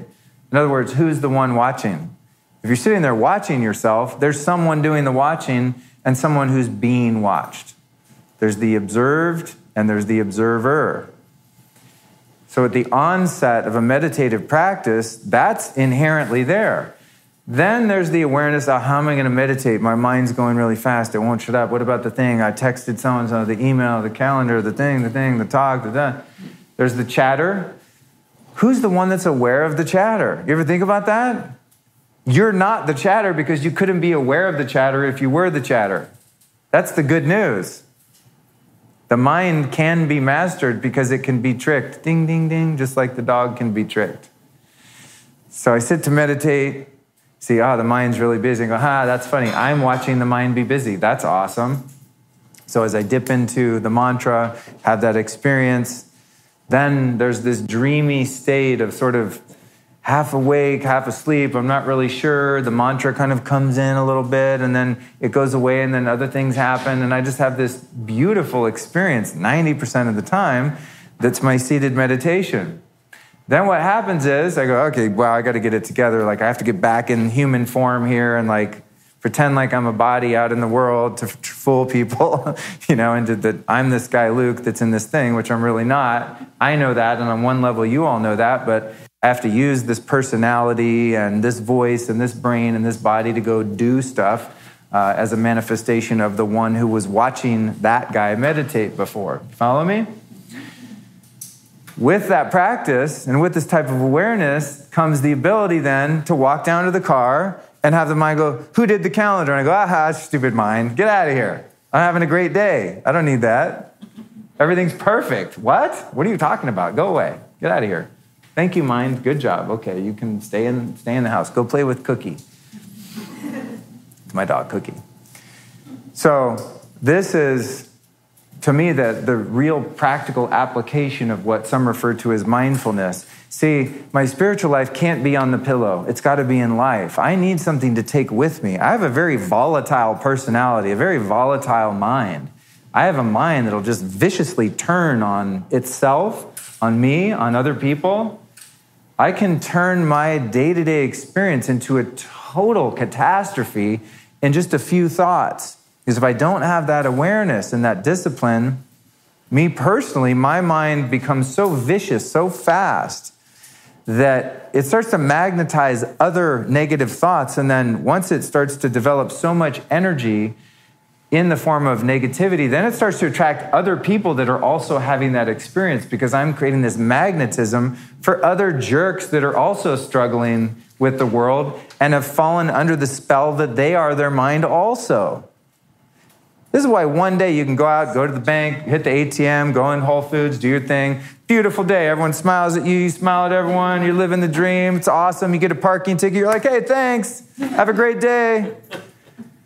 And then the next day, you have the same experience and you're just in living hell. Your head's on fire. You just want to kill everyone. I mean, maybe you don't, but I've become homicidally thoughtful, And then if that goes on long enough, I become suicidally thoughtful. And not to make light of those, but I'm serious. I mean, inside me just becomes this war, right? But I don't have to live like that. And no one has to live like that with the awareness that there's a way out. There's a golden key to the prison that many of us are kept in a lot of the time as a result of becoming too personality, too ego, too body, too instinct identified. If there were no spiritual masters on the earth that have given us these pieces of wisdom, these bodies of knowledge, we'd all be screwed and we would have never evolved past wherever we came from. We'd all be running around with the wolves still, We'd all still be just in animal form having that experience. And this is what you see across the world in lower consciousness populations that are still in tribal warfare, and even in our lower consciousness population here in Western culture, you see that too. I mean, like I said, you turn on the news, that's what you see is a bunch of animals that still believe that their mind is telling them the truth. And they're trying to protect their bodies, and they're territorial, and they're just totally run on instinct. And when human beings run on instinct, you have this. Just like when you take your unsocialized dog to the dog park, like it's a perfect example of the human experience for people that aren't disconnected and haven't been gifted and graced with a method by which to have an alternate experience of reality and to have a true connection to who they really are. I have no idea what time it is. I just realized, I'm like, you've been talking for a while. This is a topic, though, honestly, that could go on forever, but we'll wrap it up here. And the great thing is, honestly, this is one of the most fun talks I think I've ever done. I feel completely centered and on point in who and where I am right in the moment. What's really cool is I have no idea what this said. The only thing I followed was combat breath out of this whole list on my PowerPoint, because you know what? It's all irrelevant. That's the thing. What we're dealing with here is the metaphysical realm. We're dealing with a realm that's beyond my preconceived ideas of what my mind tells me needs to happen tonight. This is the surrendered life experience of allowing a higher wisdom, a higher intelligence to operate in one's life so that you're not at the mercy of what the mind thinks is the thing you're supposed to do. Now, you got to have the mind to be somewhere, to set up the stuff, to type out the thing, to get prepared. The mind is very useful. I love my mind. I do everything I can to make it work optimally all the time. And if you see my supplement cabinet just for the brain, it's insane. We've done neurofeedback here, down the street at Peak Brain LA. I do a lot for the physical brain. I'm all for it, but to have an experience like tonight, to get to just flow state something and really just go from my heart and share something that's more meaningful to me in a more spontaneous way and have no plan is what life's all about. And that's made possible 100% by getting in touch with who and what I really am, and by tuning into that intuition, that inner knowing of which direction to go, what to talk about, where to go, whom to see the synchronicity of having OsteoStrong pop up on my radar, ding, ding, ding, 3 times in succession, and to have enough awareness and enough stillness to go, there's something there. And maybe what was there was because I was supposed to be here tonight. Maybe there's one person in the room that has never meditated and is going to try it now. Or maybe there's one person in the room that's been meditating and hates it and they're frustrated. Or there's been one person in the room that never had the idea that God doesn't have to be a religion, that God can be the thing that makes your fingernails grow. It's a very unsexy version of God, right? Your toenails grow because of God. But maybe I was here. That's weird. But maybe I was here because I took the subtle cues from universal intelligence, from the unseen hand. That's how I think of God often, is like, it's like this big hand that kind of scoots my little poo butt in one direction or the other, this baby little Luke. I'm like, I think I know what's going on. I'm kind of wandering through life, have it figured out. And God's like, over there, the unseen hand, that way. Okay, here I go. OsteoStrong, okay, I'll call him. I get it. That's how I live my life, and it's a really fun, spontaneous way to live, because in a sense, you have a plan because there's an intention. The intention is to serve God and to serve my fellow man, period. To alleviate suffering in ways that I've found effective to alleviate my own suffering, period. There's the plan. Now, how that manifests and how that maps out, I don't know, because I'm not using this to decide, because this is going to have a very short-term, limited perspective on how to achieve that objective, how to substantiate and bring to reality my intention that I just described. The mind will go, do it this way, get famous and get rich, and then you can help poor people. What? No, that's not it. I mean, that might be it, but it's about surrender. And I think I'll close with that. And surrender has been the most powerful principle in my life. And if you could boil down everything that I think is meaningful, it's that one word, because that word acknowledges that I'm surrendering to the great reality. I'm surrendering to the unseen hand. I'm surrendering to the truth that there is an inherent love and intelligence that exists throughout the universe that has my best interests in mind, that it's a benevolent force that's there. It's irrefutable. It's something I can have the experience of. And it's something that if I can trust that more and more, just blindly leap forward and trust, just surrender deeper, more aspects of my self, the deepest parts of myself that I think, no, I have to hang on to this. I have to protect this. I'm too vulnerable. I can't let this go because who's got my back? To let that go. And then another layer gets surrendered. It's almost like the Russian dolls. You think you've surrendered and you're like, oh shit, there's another false self under that false self, under that false self, under that false self. Yeah, that's the game until you leave this body and you go wherever you go. I've been there, of course, like we all have, but I don't remember it. That's that's the thing. The universe sets it up so most of us don't remember the time in between lives and all that. Another conversation. I don't care. I don't need to know it. Shit, I can barely handle this reality, right? That's like people that want to go save the world. I'm like, can you just get along with your stepmom first? You know what I mean? Like, let's just solve the immediate issues at hand.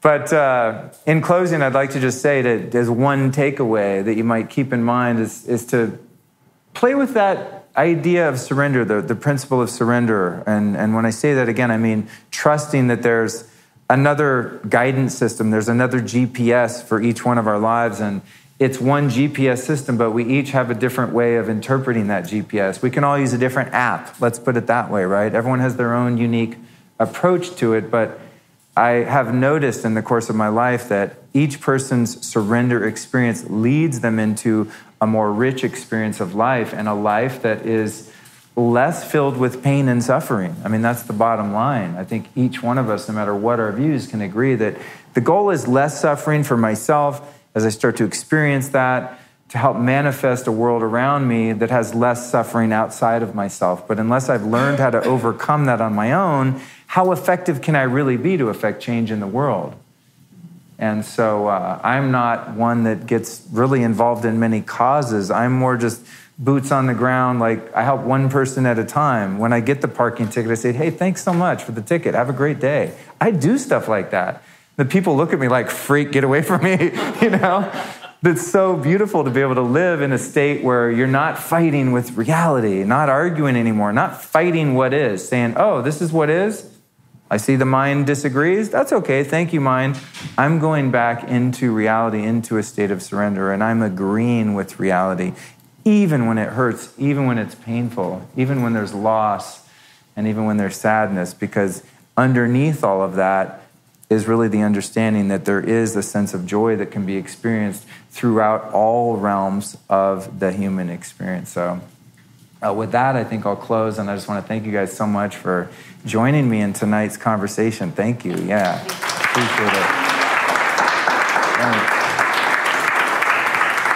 So can I ask you one question? What I'm hearing is that meditation and surrender, if that is sort of considered the uber ultimate biohack, really, which I really get that in my own life, how different my life is if I am grounded and centered and in my body.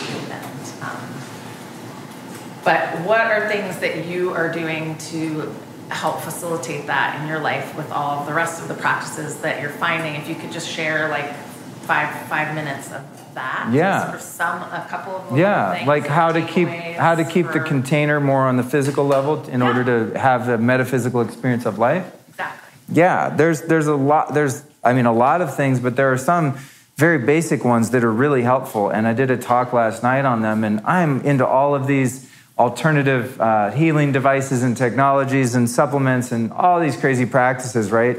But most of them, if you really get down to the core of what they're about, is about getting back into alignment with nature, with Earth, with our solar system, with the lunar system, right? So the ultimate biohacks for me on the physical plane are very simple to break down, and then there's multitudes of different ways that one can experience those modalities. So the first one would be, let's just say, water. Number one, water. And I could, honestly, I'm not even exaggerating, I could talk for the next 12 hours straight about water and never skip a beat. Okay, so I'll make it brief. Most of the water that all of us are drinking and putting on our bodies, and not just in our bodies, but ingesting through our skin and through our lungs, bathing, etc., most of what we consider water is not even actually water anymore by the time it gets to our tap or to our bottle. It's something that looks like water, touches like water, but ultimately on an energetic level is not water. And so I've developed the practice over many years of drinking spring water that either I get myself from a mountain. I mean, it sounds crazy, but not really. That's how we're all sitting here tonight, is because our ancestors going back through eons got here by drinking spring water from mountains. They didn't drink out of the ocean or polluted creeks and rivers, right? So spring water, and something you can do for that is you can, if you live in Southern California, there's a company that I use when I don't go get my own water. It's called livespringwater.com. And I think at the foundation of health, getting actual, real, living, vibrant water that has not been processed and filtered in any way because it doesn't need to be. Nature's already done that. Getting that water into your body means that your physical vessel is now 70 to 90% crystalline, pure water from nature, created by God. God decided that water is ripe, it's come to fruition, it's ready to push to the surface of the earth's crust, and it's there for us, plants and animals, to enjoy. Any other water is substandard water. That said, everything that I do in health on the physical plane is all done on a spectrum. So there's like the ultimate chronic platinum level water, and then there's all the way down at the bottom of the scale, which would maybe be like tap water in Bangkok or something, right? River water in Bangkok, even worse. I've seen that. It looks gnarly. Or drinking from the Ganges maybe, right? After the bodies have floated through. At least the Ganges has an intention behind it. It's probably better. So water, number one thing, and definitely I don't believe in really drinking filtered water. I'm just not into drinking tap water in any form. I don't care if it went through a little piece of carbon this big. I like spring water because it went through 8 to 10,000 feet above sea level of carbon. That's how big the filter is in spring water. 8 to 10,000 feet of earth matter, rock, etc., right? So imagine a Brita filter, it's 10 inches versus 10,000 foot mountain. That's how much filtration you get. But I do believe in filtration for your home water, especially if you have babies or kids and you're bathing them. Like, please, for the love of God. And don't feel guilty if you have kids and you haven't done this or don't. Now is a good time to perhaps consider starting. But to filter the water in your home, if you own a house, you can get a whole house filter, invest in it. It's a lot of money, whatever, get over it. I always say chemo is way more expensive. So is dialysis. Many other interventions that'll probably come later if you drink and bathe in tap water. Not to manifest disease in your life, but I'm just saying. So you can get a whole house filter. If you live in an apartment like I do, you can get a high-quality shower filter. There's a place in Laguna called Pristine Hydro. They make $160 really, really good shower filter. And then they have these little corny bath filter balls that are like, they get a little of the chlorine. I don't think they're that great, but better than nothing if you're going to take a bath. But I highly recommend that you really dial into cleaning up water. If you just Google Luke Story water, you'll find hours and hours of podcasts I've done on the topic if your curiosity is piqued and you want to dig a little deeper. The next one, again, going back to the elements in nature, would be light. It's crucial to get sunlight in your eyes and on your skin without contacts, without sunglasses, without glasses, without being inside a car with glass windows, without being inside an office building or a home with glass windows.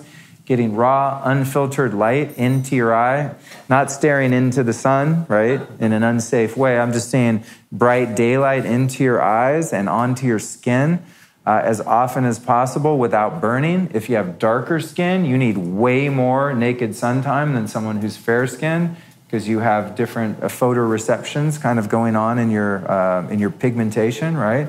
So the worst thing you can ever be is a very dark-skinned person and move somewhere like a Nordic country where there's no sun, and this is proven by the amount of hypertension that exists in dark-skinned people in northern latitudes, and eventually that does lead to statins, which leads to kidney failure, which leads to dialysis. It all comes from a lack of sun.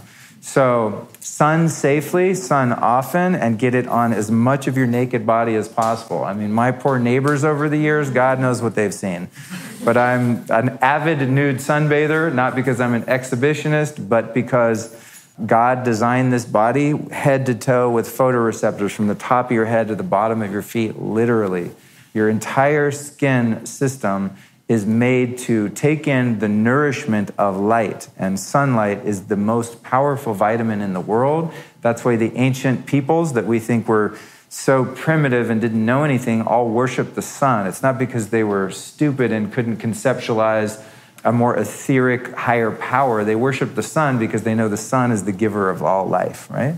So I'm a sun worshiper, and I think it's very viable. It's now been scientifically validated that we should, in fact, be worshiping the sun, however, safely. Too much sun is damaging because of the oxidative stress. So feel it out, work your way up to the sun. More on the light spectrum, something I'm a huge fan of is red light therapy. Just recorded a podcast about that today that I was talking about. They might have some here in the near future. There's talks about that. You can get home units that give you red light therapy. It's very powerful for a number of different things, regulating hormones and actually increasing your testosterone, which is great for men, but also great for women. The red light therapy essentially takes a very narrow spectrum of light that exists in natural sunlight early in the morning and late at night, segregating that spectrum of light that has so many health benefits and amplifying the delivery of it to your entire body. So essentially, again, you're standing naked in front of a red light device a couple times a day for 10 minutes if you can, and the health benefits are innumerable and powerful, quantifiable, and absolutely verified by scientific data out the yin-yang. Another element of life that is worth discussing, is it dark already outside? God damn it. I didn't realize it was dark. Right on cue. Ah, there we go. So when it gets dark outside, I've been habituated for a number of years now, it gets dark inside too. So anytime I'm in indoor lighting like this and it's gotten dark outside, that's an indication to me that I need to trick my brain, my eyes, my optic nerve, that it's also nighttime in here. Because when you go like that, those lights, and God bless you guys, I mean, you have to use some lighting, right? Those lights, within a millisecond, tell your brain that it's noon right now. So imagine you're in here working out, doing your thing at midnight. You know how confusing that is to your biology? Your brain thinks it's midnight when it's noon. You think you're not going to have health problems as a result of that? Your circadian rhythm is what regulates your hormones, regulates your neurotransmitters, regulates so many different systems in your body. So now many of us are learning about the dangers of blue light, and I use the word dangers because that's exactly what it is. Artificial lighting or non-native lighting, such as the lighting above us now, is very dangerous for a number of reasons. A, the one that I just mentioned, because it's not in chronological order according to our biological time clock, right? So our circadian rhythm gets jacked up, as I just described, but there's another issue with it, which I went into heavily today in the recording I did, and that is that spectrum of light right there, which is inherent of most LED lighting that's very cool, meaning the color temperature has more white and blue than it does any amber, orange, violet, red, etc. That particular narrow spectrum right there, which is probably like 5,000 or 6,000 kelvins, doesn't exist in nature isolated on its own. There's blue light inherent in outdoor light created by the sun, but it's never in a spectrum this narrow. When you see blue light outside, it's not that narrow, it's this wide, and it has a lot of other colors, like every color in the rainbow. The rainbow are all spectrums of light. That's why you see a rainbow. When there's a certain precipitation in the air, it creates a rainbow because that's actually a projection of all of the photons that the sun creates in that spectrum, right? Geeky stuff.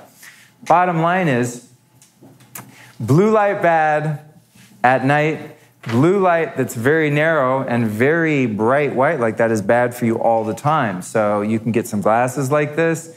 You know, a little bit of a habit that you have to build. But again, if I was aware that there were windows there, I would have just instantly, I just switch glasses when it gets dark. It's no big deal. I just automatically I do it without even thinking about it. In my home, I have a whole set of lighting for nighttime, just all amber lights. Search on Amazon, amber incandescent bulbs, outfit your whole house with those bulbs on one set of lighting, then have another set of lighting that's bright light when you actually need to see, up until dusk or whatever. It's a really easy intervention. And then there's software you can get on your computer and adjustments you can make to your phone so that you never have that spectrum of light on your device. And I've been filtering the light on my Apple products for maybe 3 years now. When I walk by someone with their laptop on without the filters on it, I'm like, oh my God, are you kidding me? I mean, people sit, and you guys are those people, with your phone on that bright blue light at night, and then you're like, I don't know why I can't sleep. Dude, when this light hits, so just looking at that light right now, immediately produces cortisol, which is the stress hormone that keeps you awake. Cortisol is great, but it's not great at 1 a.m. That produces cortisol. Looking at that right now, shuts down my melatonin production for up to 4 hours after this second. So that's why once I commit to putting on my damn glasses, someone's like, hey, let me check those out. I'm like, no, I'm not taking them off. And if I do, I'll go like that. I'm like, all right, try them out. Tell me when you're done. Hand them back to me. I put them on like that. Are those amber? Those are amber glasses? Yeah, these are specific frequency blocking. I get them from a company called Raw Optics. You can go to my website, lukestory.com/store, or just search on there for store. And all the stuff that I use, I don't sell it, but I just put links to everything I use because so many people ask, what do they call? Where do I get it? I'm just like, after 2 years, I was like, I'm just going to put it all on my site to make it easy for people to find, But there's a number of companies that sell glasses. These are prescription glasses. So they're the same prescription as those clear ones. And there's Raw Optics will make you custom prescription glasses. Otherwise, there's just regular ones that are just manufactured that aren't prescription, that just block the blue light, right? But even during the day, if you work in an office building or, a medical building, legal building, anything like that, and you're under this kind of lighting, it's also just really bad for your eyes, by the way, again, because it's non-native. When your eye sees that, your brain goes, what is that? It just doesn't exist on the planet. It's an alien light source. So even indoors, you want to wear blue blocking glasses, not this hardcore like these, orange ones, but there's ones that block fewer frequencies. So they don't look blue, or they don't look orange, but they still block some of the blue. You get what I'm saying? You go on ladies, if you're into fashion, you go on TomFord.com. Tom Ford makes blue blockers now. It's amazing. Not for men, but you can get stylish, like just glasses that'll just look like reading glasses or even sunglasses, and they block the blue. So that's water, that's light. And then, so much for 5 minutes, but it's important stuff because the physical part, you got to have that. If you're irritable and, your hormones are jacked up, your neurotransmitters are jacked up, you're drinking sludge water out of LA tap that was in someone's butt before, literally, that's where your tap water comes from. Thousands upon thousands of people's butts, to be honest. You're going to have a problem meditating. Yeah, you'll be thinking about, wait, there's butt water in my what? No. Yeah, it's true, our water's recycled. So when you flush the toilet, eventually that's coming back out of your kitchen sink. Welcome to LA municipal water. Yeah, crazy. So needless to say, I don't drink tap water. I had an espresso tonight, and I was like, mind over matter, Luke. It's butt water. It's okay. At least there's coffee in it.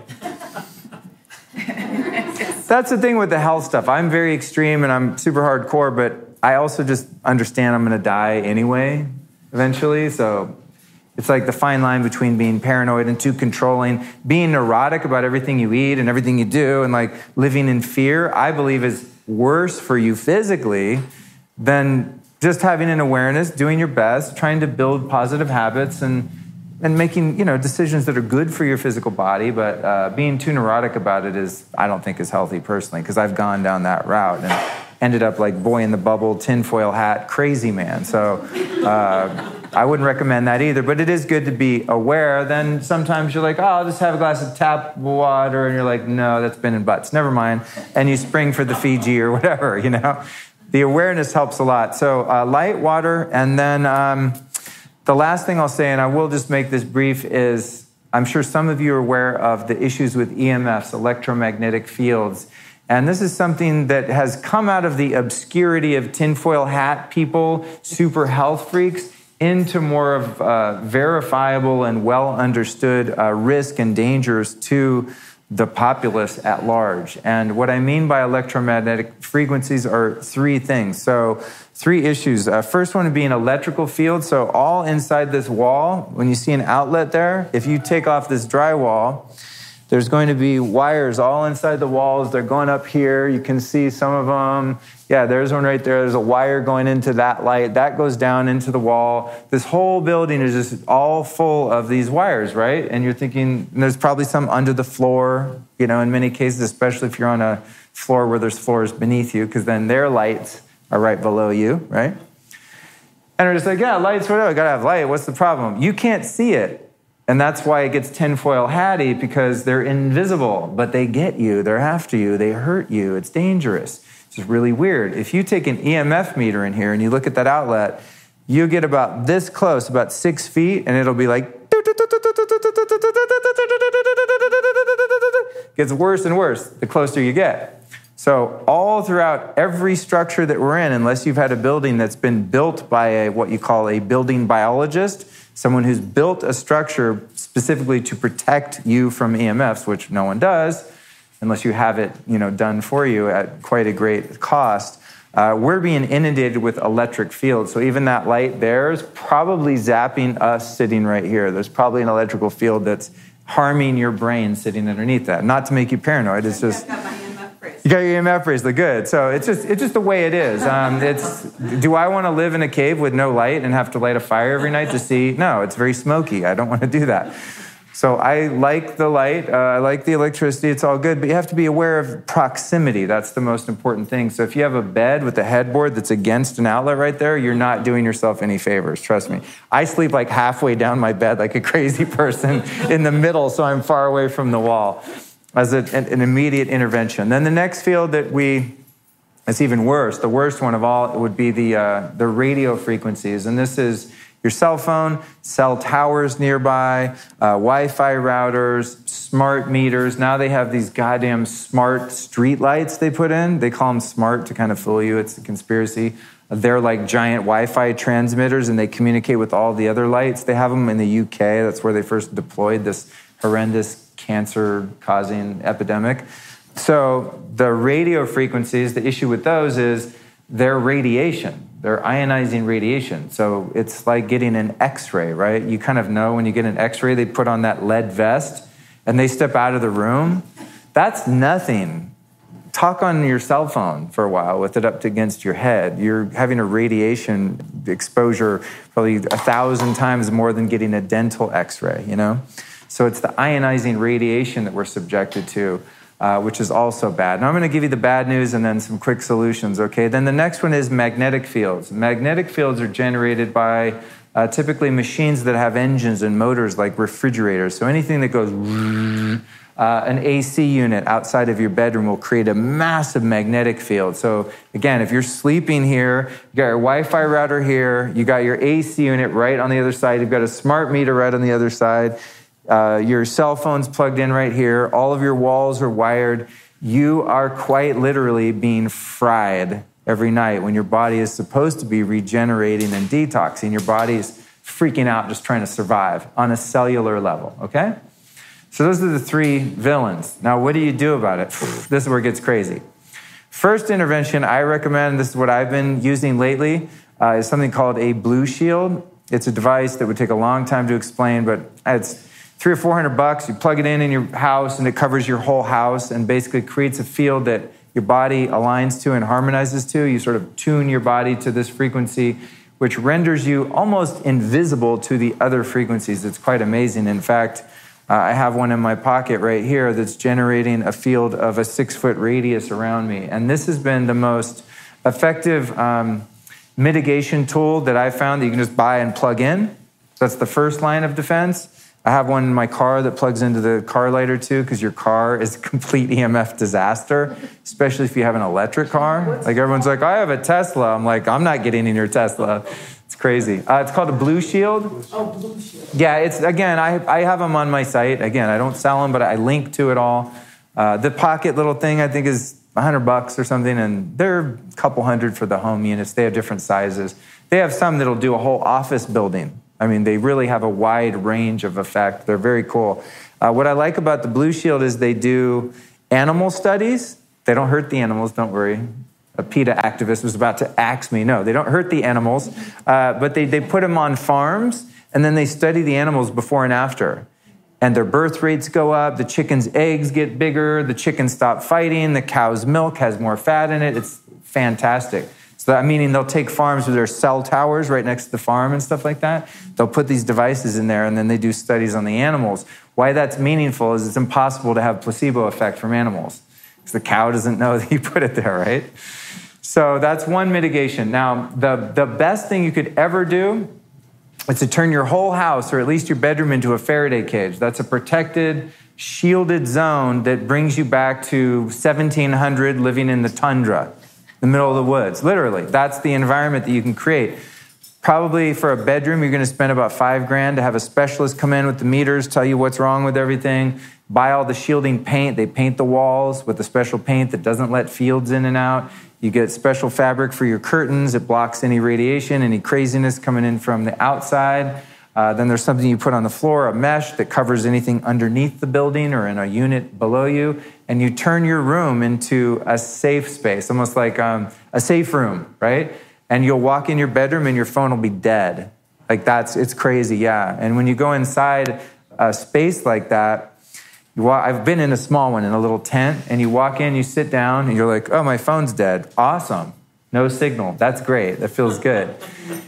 You want to like put on airplane so it's not trying to find a signal, and you're kind of trapped in there with that signal, which is not good. But anyway, to illustrate the point, that's how dead it is. But you sit down for a minute and you're like, oh my God, it's so still. There's probably very few places on the planet right now where you can go and there's no magnetic field, no radio waves, no electrical fields hitting your body. Your body's always fighting against these fields like all of our bodies are right now. So that's the most hardcore intervention. Not that great to do if you're a renter. It's like, why do you want to invest in your landlord's property? Probably.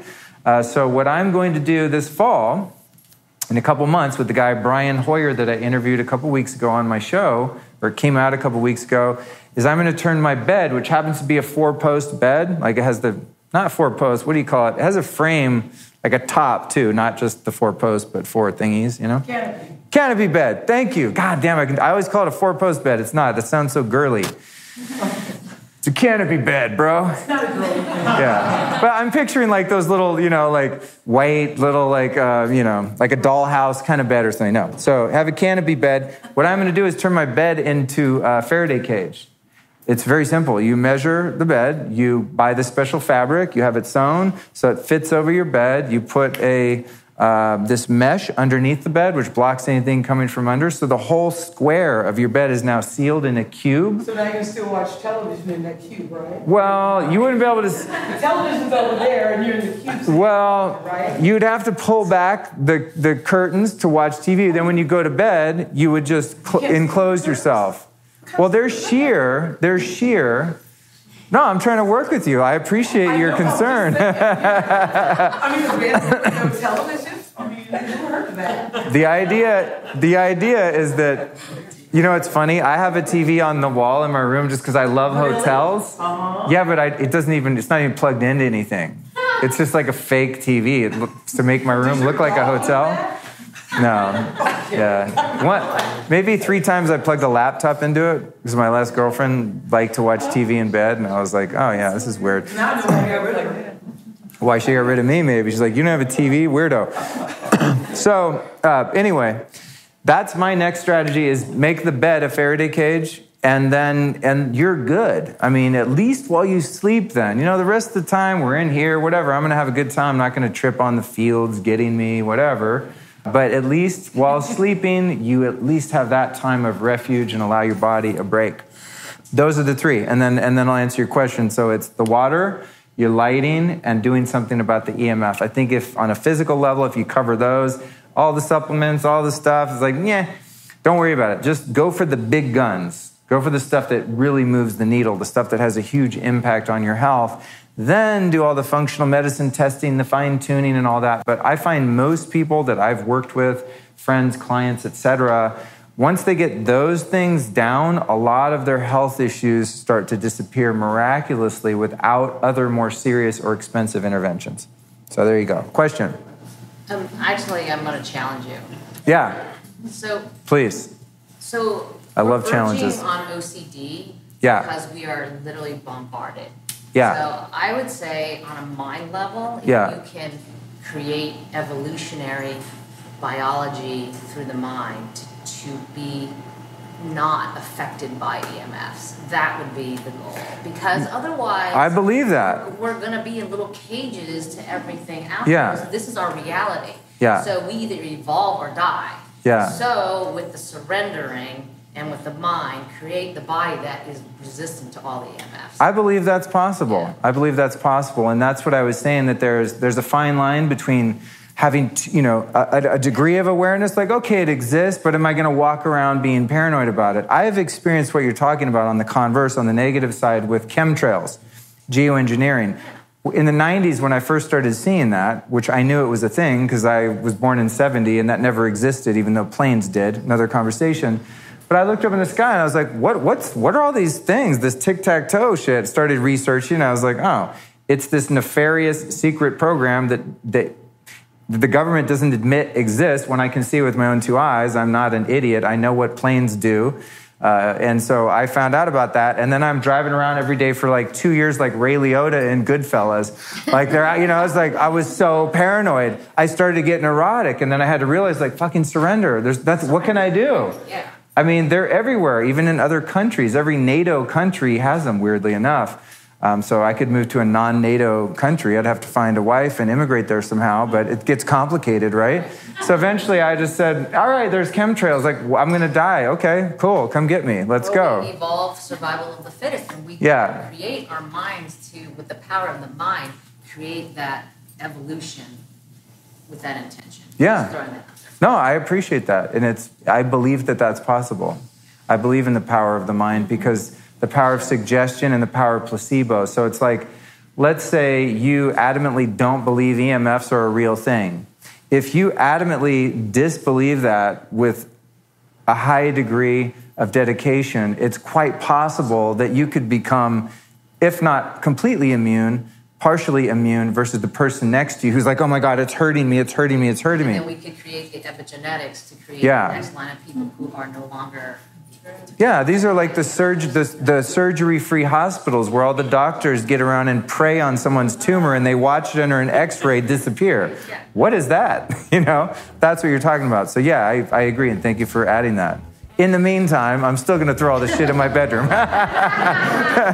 while I work on the mind. I'll work on it, but just a little added security. All right, you guys, let's wrap it up. Thanks again, you guys, for joining me here tonight. I appreciate it. Thank you. It's been really super fun hanging out with you guys. Thank you for your kind attention. Well, hot damn, wham, bam, thank you, man. We just made it through episode number 170 of the Lifestylist podcast. Man, these things are just flying. We're going to be up to 200 before I know it. Hey, listen, as a reminder, if you enjoyed this show, right now, reach down and copy the link, text it, or email to 2 or 3 of your friends. Just boom, do it right now. Great way to help me get to my 2018 goal of 2 million downloads. I'm super close. We can do it, but only with your help. Thank you so much for joining me on my birthday today on this special episode. I hope you enjoyed it. I'd also like to remind you to get over to lukestory.com/store. A lot of people don't realize, but I've been working really hard to curate the most badass health-related web store in the world for the past 2 years or so. So anytime I find something that's useful, whether it be a new supplement, herb, vitamin, biohacking technology, alternative healing, or health gadget, device, anything I find that works, I put at the store, in the store at lukestory.com/store. What's rad about that is that I'm able to offer discounts on almost everything in there through the brands that I have relationships with. So I don't ship you anything. I don't sell anything. Probably figured that out if you've been to the store. If you click on something, you're just going to link out to their, the company's website. So it's pretty cool. It's more just kind of like a resource or a guide so that you don't have to do the research. But it's a great way to save yourself time and money. It's a great way to support the brands that are doing it right. Because trust me, if they're on my website, they're badass and they're doing it right. Otherwise, they're not on there. It's not about quantity for me. It's about quality on there. So I only have the best of the best.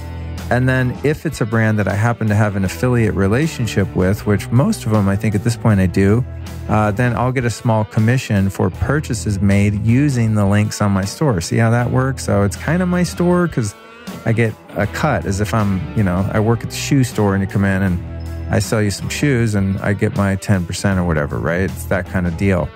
I guess at a shoe store, you'd make 2%. I used to work retail. I think I made 2% commission. It was an expensive store, so I did okay. Anyway, I digress. Get over to lukestory.com/store. You can find all your best health products over there and support your own health, well-being, and that of your family, and also the podcast itself. Speaking of support, you guys, if you live in LA or you're going to visit LA, you've got to get over to Tonic Wellness Boutique up on Beverly. It's kind of halfway between the Grove, and the Beverly Center. So it's very central to just about everywhere where you could stay or live in Los Angeles. And it's a really high-tech, high-class, beautiful space with cryotherapy, infrared saunas. They've got something called Cryo Skin, which literally like freezes fat off your body, but it works way better than that freeze the fat technique, which is kind of dangerous and old school and is just whack. They've got a lot of really cool stuff over there, and a lot of different beauty treatments and things like that I haven't personally explored because having a beautiful face is not my number one priority, although I'm not mad at that. So maybe I'll get over there and check some of that out too, but it's just a very cool spot. So that's Tonic Wellness Boutique. You can go to tonicboutique.com to learn more about the latest and greatest biohacking tech over there. Very cool spot. So I wanted to make sure to give them another shout out. And then next week's episode. Oh, wait, no. Tomorrow, not even next week. Damn, that's right. Because this is a special Monday show. Tomorrow's show is Relationship Mastery with Melissa Ambrosini and Nick Broders. Make sure to check that out. And then next Tuesday, number 172, Sleep or Die, a show all about optimizing and tracking your sleep with my buddy Harpreet from Aura Ring. So make sure that you subscribe so you don't miss any of these bad boys. And then lastly, if you want to come hang out with me in December, I'll be at Neil Strauss's Society Intensive, the Biohacking Intensive, December 14th through 16th in LA. We're going to come to any event that I'm going to be presenting at. You can just go to lukestory.com/events. So there you go, ladies and gents. Thank you so much for joining me on this special episode. I really, very truly appreciate the support. And thank you for creating the space for me to explore my own growth as a human being and sharing the ride with me. It means so much to me. And don't forget to share the show with a couple friends. It's a great way to just give me a little good energy back. And I think that's it. I'll be right back at you tomorrow and then back at you again next Tuesday with the Lifestylist Podcast. This episode of the Lifestylist Podcast was produced by podcastmasters.net.